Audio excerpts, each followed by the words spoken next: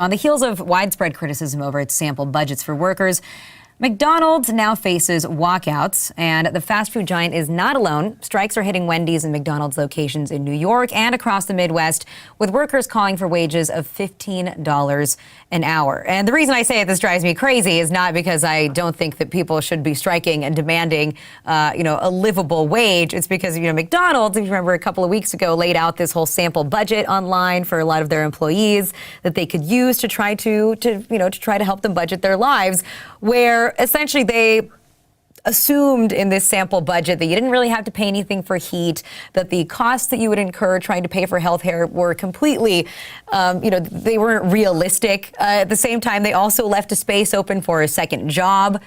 A lot of people can read into that as to whether or not they are encouraging it or telling you that's what you have to do in order to get by with this kind of a wage.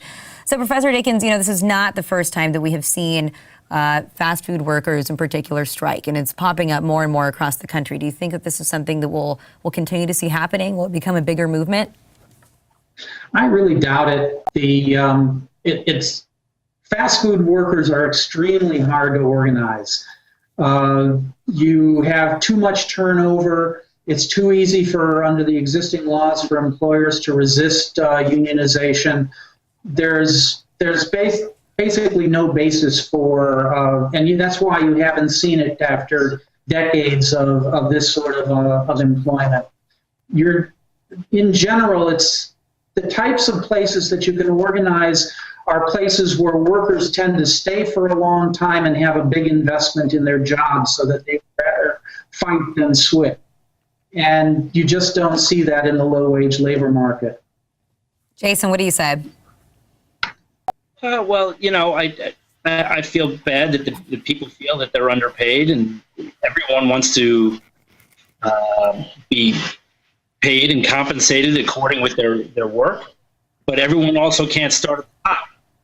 And there are plenty of success stories that come out of fast food chains or other companies where people start at the bottom and they have to work their way up top, or at least to middle management, or where they get to the point where they can own a franchise.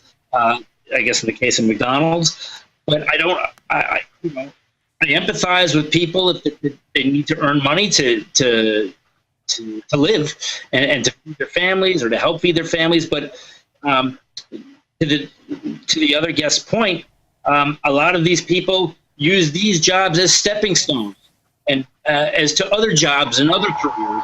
And that's one of the other reasons that they're short-term, I guess, that they're not career people at fast food chains.